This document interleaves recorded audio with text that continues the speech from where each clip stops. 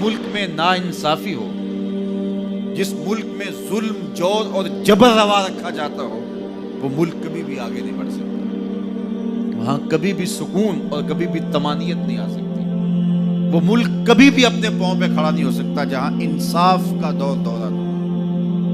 आजकल कहा जाता है सस्ता इंसाफ। इस्लाम सस्ते इंसाफ की बात भी नहीं करता, इस्लाम मुफ्त इंसाफ की बात करता है।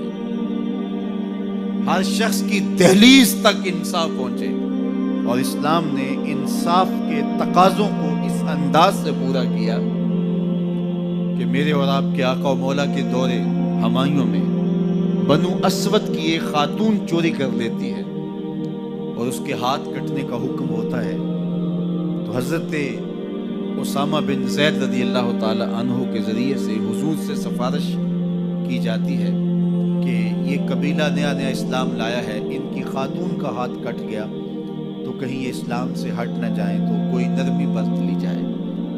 तो हुजूर बिलाल हबशी को मिंबर बिछाने का कहते हैं, लोग जमा हो जाते हैं, तो आका करीम मिंबर पे जलवा फराज होते हैं और फरमाते हैं तुमसे पिछली उम्मतें इसलिए हलाक हुई कि अमीर और गरीब के लिए अलग अलग इंसाफ के तकाजे थे उनके यहाँ।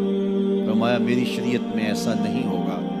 और फिर एक तारीखी जुमला मेरे हुजूर ने इरशाद फरमाया कि अगर मेरी बेटी भी चोरी करती मैं मोहम्मद उसका भी हाथ काटता।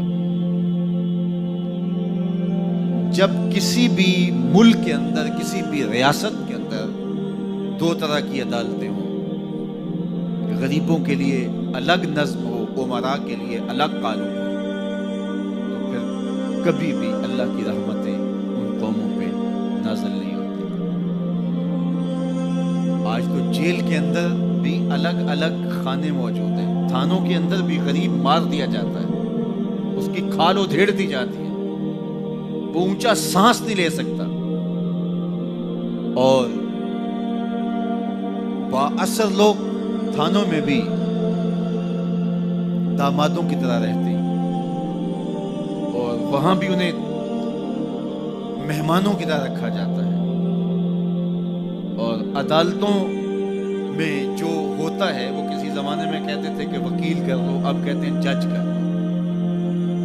इंसाफ का जिस तरह दिन दिहाड़े खून होता है, और अदालतों और कचहरियों के अंदर जो अदलो इंसाफ का कत्लेआम होता है, वो किससे मख्फी है। अपनी आंखों पे पट्टी बांध करके और खामोशी इख्तियार करने से कोई फर्क नहीं पड़ता। आज हमारा अदालती नज्म इंसाफ नहीं दे रहा। अगर हम चाहते हैं कि ये मुल्क आगे बढ़े और मुस्तहकम हो, तो निज़ाम अदल को दुरुस्त करना पड़ेगा।